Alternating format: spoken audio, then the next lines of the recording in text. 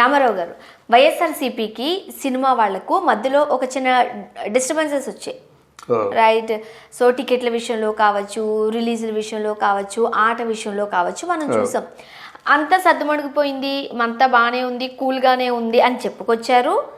And ఆంధ్రాలో మంచిగా సినిమాలు రిలీజ్ చేస్తున్నారు. కానీ ఎక్కడో వీళ్ళిద్దరికీ పడట్లేదు. అంటే ప్రభుత్వానికి సినిమా వాళ్ళకి మధ్య ఏదో డిస్టర్బెన్స్ అయితే ఉంది, పడట్లేదు అని అభిప్రాయాలు వ్యక్తం చేస్తున్నారు కొంతమంది.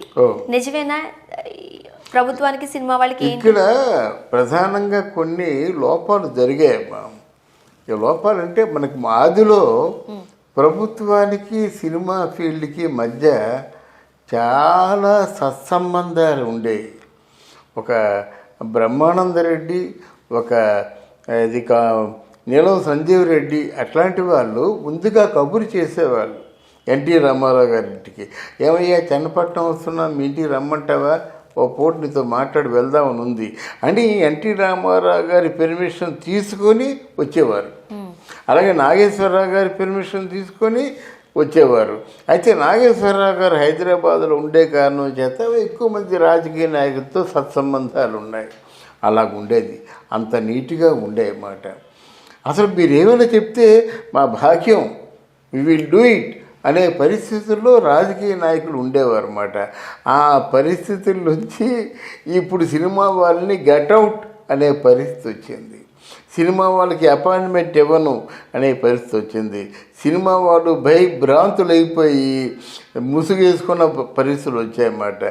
ఈ పరిస్థితులు ఎవరు తెచ్చుకున్నారు?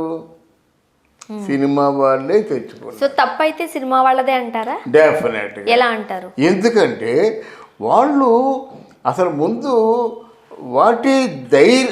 అసలు ట్రెడిషనల్గా వస్తున్నటువంటి సంప్రదాయం ఏమిటో చెప్పారా జగన్మోహన్ రెడ్డికి? ఏమండి, సినిమా వాళ్ళకి మాకు ఇట్లాంటి సత్సాంప్రదాయాలు ఉండేయండి, మీరు కొనసాగిస్తారని నమ్ముకుంటున్నామని ఒక సన్మానం లాంటిదో ఏదో సత్కారం లాంటిదో కార్యక్రమం పెట్టి, మీరు చీఫ్ మినిస్టర్ అవ్వడం మా తాలూకు అదృష్టం అని ఒక మాట మాట్లాడితే ఎలాగుండేది? ఆయనకి అవకాశం ఇవ్వకుండా వీళ్ళే అవకాశం తీసుకునే వాళ్ళు అయి ఉండేవాళ్ళు. కానీ ఆయన చూసి ఒక సంవత్సరం అయిపోయిన తర్వాత ఏమిటో ఈ మూగ ఎవరూ కదలరు, ఎవరూ కనిపించరు అని డిసప్పాయింట్ అయ్యాడు ఆయన. ఇందులో ముఖ్యంగా ఆయన ఏమిటంటే ఆయన మాట్లాడుతున్నాడు, ఆయన నిజంగా విశాఖపట్నాన్ని డెవలప్ చేద్దామన్న ఆలోచనతో ఉన్నాడు. ఎవరు వచ్చినప్పటికి కూడా ఆయన హీ ఓపెన్ ఆ విషయంలో చెప్పాలి. చిరంజీవి గారు రండి, అయితే మహేష్ బాబు నువ్వురా, నీకు ఎంత కావాల్సిన అంత సలహిస్తాను నేను. రామానాయుడు కొడుకు సురేష్ బాబుని పిలవడం కానీ, ఇలాగ దిల్ రాజుని పిలవడం కానీ చేశాడు ఆయన. అంటే ఆ శాటిలైట్ సిటీగా చంద్రబాబు నాయుడు పేరు పెట్టినట్టయితే ఆ సిటీకి అన్ని హంగులు అమరుద్దామని చెప్పేసి మన జగన్మోహన్ రెడ్డి గారు అనుకున్నారు. కానీ ఇక్కడ పొంతన కుదరలేదు, ఒకరికి మధ్య పొంతన కుదరలేదు. ఒకరికంటే ఎవరికి? సినిమా వాళ్ళకి. సినిమా వాళ్ళు ఇప్పుడు ఒకసారి సూటిగా చెప్పండి, సినిమా వాళ్ళలో పెద్ద ఎవరు చెప్పనండి? Question mark. సినిమా వాళ్ళలో నాయకుడు ఎవరు చెప్పరు?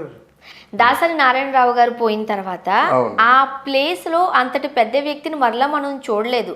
చిరంజీవి గారు అని అన్నప్పటికీ ఆయన దాన్ని యాక్సెప్ట్ చేయలేదు. అవును, చిరంజీవి గారు అన్నప్పటికీ ఆ పక్కనే మోహన్ బాబు ఉంటాడు. ఈ చిరంజీవి అంటే నీ పెద్దవాడిని కదా, నీ లెజెండరీని కదా, నేను పెద్ద మనిషిని కదా, దాసరి నారాయణరావు శిష్యుడు కదా అంటాడు. అవి తీసి పక్కన పెట్టండి. కానీ జనరల్గా అంటే ఐకమత్యం మాత్రం లేదు, ఐకమత్యంగా ఉన్నట్టు కనిపిస్తారు. కాదంటే ఆ నలుగురు ప్రొడ్యూసర్లు కూడా ఆ నలుగురు ఎప్పుడు ఒకటిగా ఉంటారు అవసరమైతే, లేకపోతే దూరంగా జరిగిపోతారన్నమాట. ఇక్కడ ఏం పుట్టిందంటే సినిమా ఫీల్డ్ మీద ఒక కంట్రోల్ తెచ్చుకుందామన్న ఆలోచన జగన్మోహన్ రెడ్డి పుట్టింది. అప్పుడు సినిమా తాలూకు టికెట్ ధర తగ్గించారు. అది ఎప్పుడు తగ్గించారు? పవన్ కళ్యాణ్ సినిమా రిలీజ్ అయినప్పుడు తగ్గించారన్నమాట. దాన్ని మళ్ళీ రాజకీయంగా వాడుకున్నారు. పవన్ కళ్యాణ్ అంటే పడదు కనుక సినిమా టికెట్ తగ్గిస్తున్నారు అన్నారు. మరి మిగతా సినిమాలకి, ప్రభాస్ సినిమాలకి టికెట్ పెంచాడు కదా, చిరంజీవి సినిమాకి టికెట్ పెంచాడు కదా, బాలయ్య బాబు సినిమాకి టికెట్ పెంచాడు కదా, అప్పుడు మాట్లాడలేదు. మళ్ళీ పవన్ కళ్యాణ్ సినిమా టికెట్లు ఏదో రేటు తగ్గించేసరికి మళ్ళీ గొడవ జరిగింది. ఇలాగా నోటికొచ్చినట్టుగా మాట్లాడారు, సినిమా వాళ్ళు మాట్లాడారు.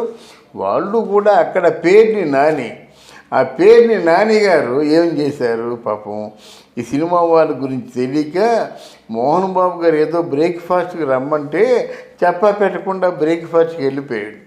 ఆ బ్రేక్ఫాస్ట్కి వెళ్ళిపోయిన తర్వాత ఏమో కాఫీ టిఫిన్ ఇచ్చి ఒక శాలువా కప్పాడు.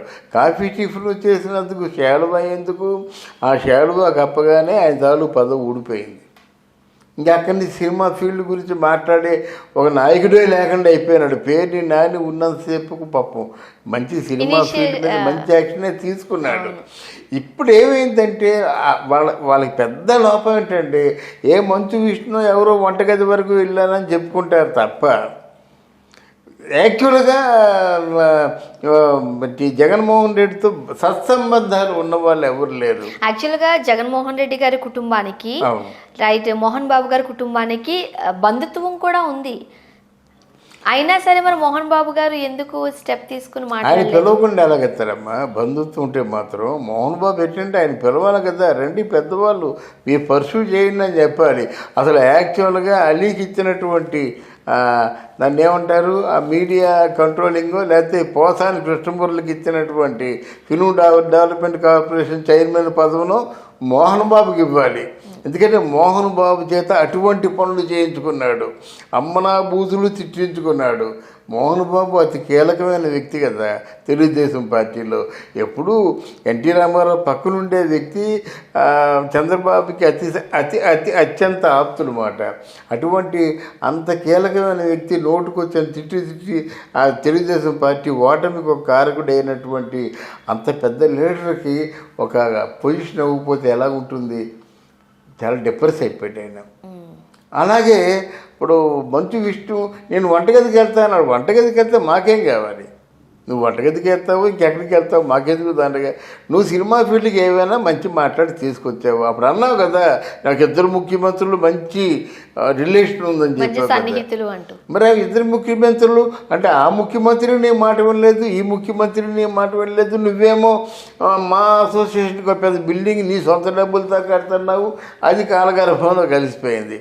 అంటే నీకు ఎందుకు చెప్తున్నా అంటే సినిమా వాళ్ళు ఎవరైనా జగన్మోహన్ రెడ్డి దగ్గర అయ్యారంటే ఎక్సెప్ట్ రోజా ఇంకెవరి దగ్గర అయ్యారండి? అలీ తిరిగి ఏదో మొత్తం మీడియా ఇన్ఛార్జ్ అయ్యాడు. పోసాని కృష్ణమూర్తి అమ్మనా బూతులు తిట్టాడు జనసేన పార్టీని. ఆయనకి ఇవ్వగా తప్పింది కాదు ఏదో ఫిల్మ్ డెవలప్మెంట్ కార్పొరేషన్. అంటే ఏది ఇచ్చినప్పుడు అక్కడ డబ్బులు ఏమి ఉండవు.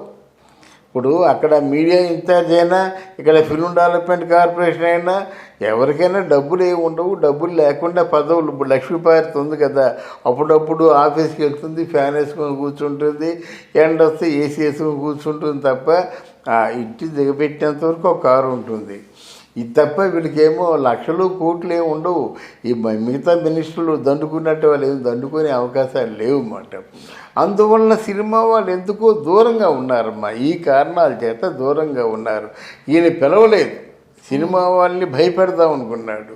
వాళ్ళ అవసరాలు తీసుకొని వెళ్ళిపోతారు. ఎందుకంటే వాళ్ళు 1,90,000 సమస్యలు ఉంటాయి, అందులో 1,91 సమస్య, ఈ సమస్య ఎందుకు పెట్టుకుంటారు?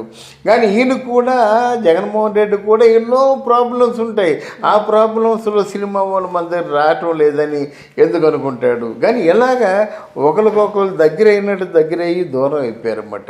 ఇందులో ఇద్దరి పొరపాట్లు ఉన్నాయి. వాళ్ళని పూర్తిగా సినిమా వాళ్ళకి బాగా ఎంకరేజ్ చేసి సినిమా వాళ్ళకేమో సబ్సిడీలు ఇచ్చి సినిమా వాళ్ళకేమో ఇన్సూరెన్సులు గట్రా అంటే సన్నకారు పని వాళ్ళందరికీ ఏదో ఉపకారం చేసినట్టయితే మీకు ఎవరు మా దగ్గర రండి రండి రండిని పిలవలసిన అవసరం లేదమ్మా. మీ మంచితనం చూసి తండోపతండాలుగా మేమే వస్తాం. అంటే పెడతారంటే ఆశ, కొడతారంటే భయం. ఇది ముతుకు సామెత అయినా ఎక్కడైనా ఉన్నదే. అందువల్ల ఈరోజు సినిమా వాళ్ళు ఇంత దూరంగా ఎందుకు ఉండాలి? ఇంకా 1 సంవత్సరం పాటు ఎలక్షన్స్ ఉన్నాయి, ఇంకెవరు వస్తారు మీకు? మరి తెలుగుదేశంలో ఎందుకు సినిమా వాళ్ళు ఉన్నారంటే అన్నగారి మీద గౌరవం. అందువలన అన్నగారి దగ్గరికి వెళ్ళిపోయి బాబు మా వంతు సేవ మమ్మల్ని ఏం చేయమంటారని అడిగినటువంటి వాళ్ళు చాలామంది సినిమా వాళ్ళు ఉన్నారన్నమాట. ఆ సంప్రదాయం ఇంకా కొనసాగుతూ ఉంది. రైట్. అది thank you so much. Thank you అమ్మా, థ్యాంక్ యూ వెరీ మచ్.